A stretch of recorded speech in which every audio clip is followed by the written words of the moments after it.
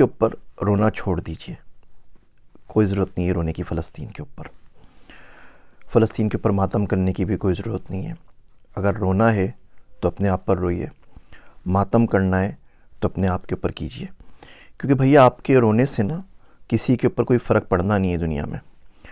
रोते ही चले आ रहे हैं ना 75 साल से, तो अगले 75 साल तक और रोते रहिए, कोई फ़र्क नहीं पड़ेगा। कि दुनिया बार बार मुसलमानों को मार रही है। पहले 100-150 साल में मारती थी, अब हर 20-25 साल में मारना शुरू कर दिया। अब तो हर 5 साल में कहीं ना कहीं मुसलमान पिट रहा है। और हम सिवाय रोने के और सिवाय बद्दुआएं देने के और सिवाय दुआएं मांगने के और कुछ नहीं कर पा रहे और कुछ नहीं करते और कुछ नहीं कर सकते।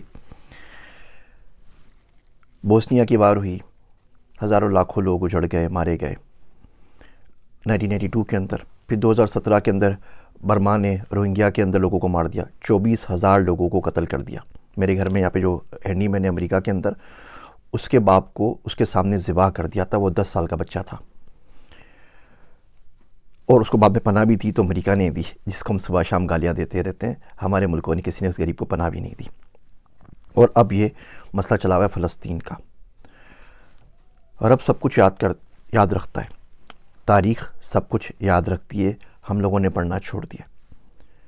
तारीख़ याद ज़रूर रखिएगी कि 55 से ज़ायद इस्लामी मुल्क, 1.6 बिलियन से ज़्यादा मुसलमान, 22 से ज़्यादा अरब स्टेट्स और गज़ा के अंदर पानी की एक बोतल नहीं पहुंचा सके। जब तक बड़े साहब परमिशन ना दें तब तक इजिप्ट अपनी बॉर्डर भी नहीं खोलता एड्स के लिए। बंदे वहाँ से निकल रहे थे, मारे जा रहे थे, उन्होंने अपनी बॉर्डर्स बंद कर दी कि जी हमारे पास नहीं आए, वहीं जाके मरें जो कुछ करना है, यहाँ पे आने की ज़रूरत नहीं है। सिवाय बातों के, सिवाय लफ्ज़ी के हमें क्या मिला? लीबिया से क्या मिला? जॉर्डन से क्या मिला? कतर से क्या मिला? सऊदी अरब से क्या मिला? किसी से कुछ नहीं मिला। बोलने की हिम्मत नहीं है हम लोगों के अंदर। अब CNN के ऊपर चले जाइए, जितने इनके एक्स आर्मी चीफ़ हैं, जितने इनके डिफेंस एनालिस्ट हैं, सबके सब अपनी कहानियाँ गढ़ रहे हैं कि वार यूँ करनी चाहिए, ग्राउंड इन्वेजन ऐसे करना चाहिए, यूँ करेंगे तो इसराइल को नुकसान हो जाएगा, यूँ करेंगे तो फ़ायदा हो जाएगा। सबके सब आके अपने तबसरे कर रहे हैं। पाकिस्तान में आप बताइए ना, किसका आपने बयान सुना है? कोई एक्स चीफ़ हो जिनका आपने बयान सुना हो, कोई एक्स प्राइम मिनिस्टर हो जिनका बयान सुना हो, कोई एक्स प्रेसिडेंट हो जिनका बयान सुना हो, कोई डिफेंस एनालिस्ट हो जिनका बयान सुना हो? ये सारे के सारे कहाँ चले गए? इस्लामिक फ़ोर्स बनाई थी ना पूरी की पूरी, जिसको हम लोग चेयर कर रहे थे, वो किधर गए इस्लामिक फ़ोर्स? उनका कोई बयान सुना है आपने आज तक? सिवाय छोटी सी लफ्ज़ी के 1-2 घिसे पिटे बयानात के हम कुछ नहीं कर पाते। और सामने वाले झूठ पे झूठ बांधे चले जा रहे हैं। मैं आपको कुछ स्टेट देता हूँ। हम लोग डेटा साइंटिस्ट हैं, हमारा काम ही डेटा का काम होता है। पाकिस्तान में तो वो भी नहीं कर सके, बाहर आके कम से कम वो काम करने की इजाज़त है। 23 सालों के अंदर, 2001 से अगर शुरू करते हैं तो 23 सालों के अंदर हमास ने इसराइल के ऊपर कोई 27-28 हज़ार रॉकेट फेंके। अच्छा, जो रॉकेट होते हैं ना, वो मिलिट्री ग्रेड रॉकेट नहीं होते, वो जो यूरिया से घरों में बनाए जाते हैं ना, छोटा सा एम्यूनिशन की, किसी के सर के ऊपर जा लगे तो बंदा मरे, अदरवाइज़ वो ज़ख्मी होगा बेचारा, वो वाले रॉकेट। और मोटर शेल्स 5-6 हज़ार वो फेंके। टोटल किसी भी एस्टीमेट से ये 36 हज़ार से ज़्यादा नहीं है, 35,469 है टू बी एग्जैक्ट। आप 36 हज़ार काउंट कर लीजिए इन 23 सालों के अंदर। आयरन डोम आ गया भाई। आयरन डोम तो 2011 के अंदर आया ना, उससे पहले तो आयरन डोम नहीं था, तो बिल्कुल खुले थे, वो आराम से रॉकेट फायर कर सकते थे।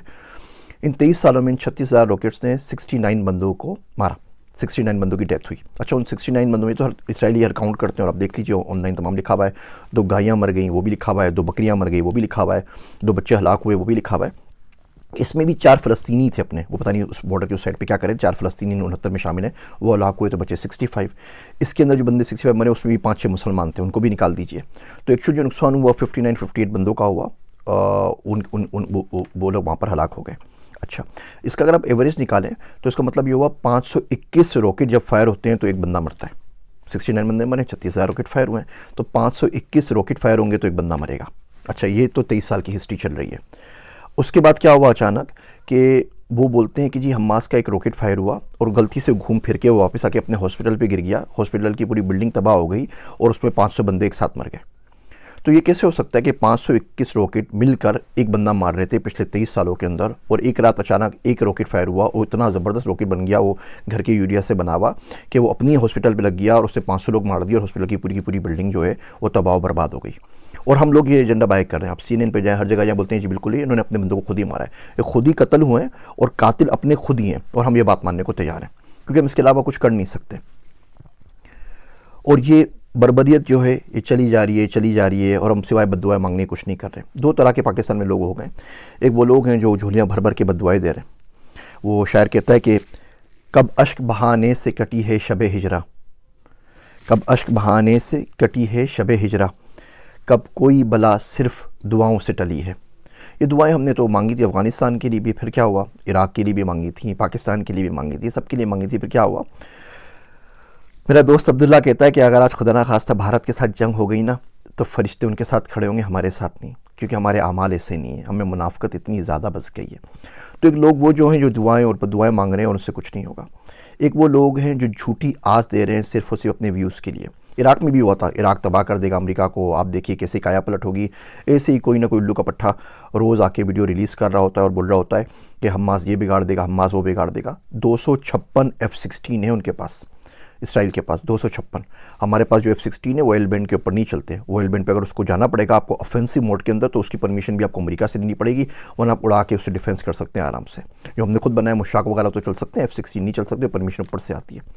एनीवे 256 F-16 इसराइल के पास, 70 से ऊपर F-35 है। F-35 वो प्लेन है कि दुनिया के किसी भी मुल्क में जाके तबाही मचा सकता है, 160 किलोमीटर दूर से फायर कर सकता है विदाउट डिटेक्शन। उसका आपको कोई दुनिया का रेडार डिटेक्ट नहीं कर सकता। वो आए थे ना जब उसामा को मारने के लिए, तो कौन से रेडार ने आपको डिटेक्ट किया था। तो ये असल सूरत हाल है। वो बिल्कुल नेस्तो नाबूद करके चले जाएगा, दुनिया उसके साथ खड़ी हुई है और आप सिवाय अपनी लाशें दफनाने के कुछ नहीं कर सकते, और ये बद्दुआओं से काम नहीं चलता। अब करें तो करें क्या, ठीक है।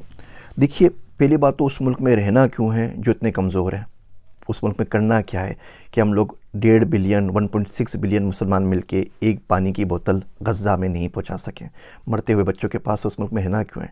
कुरान शरीफ में आता है ना, सूरह निसा में आप देखिए, फ़ीमा कुंतुम के तुम किस हाल में रहे हो, क्या करते रहे हो। तो लोग बोलेंगे अना मुस्तफ़ीना फ़िल अर्द, हम तो ज़मीन में बहुत कमज़ोर बना दिए गए थे। तो फरिश्ते मारेंगे, बोलेंगे अल्लाह की ज़मीन वसी नहीं थी, कहीं और निकल जाते।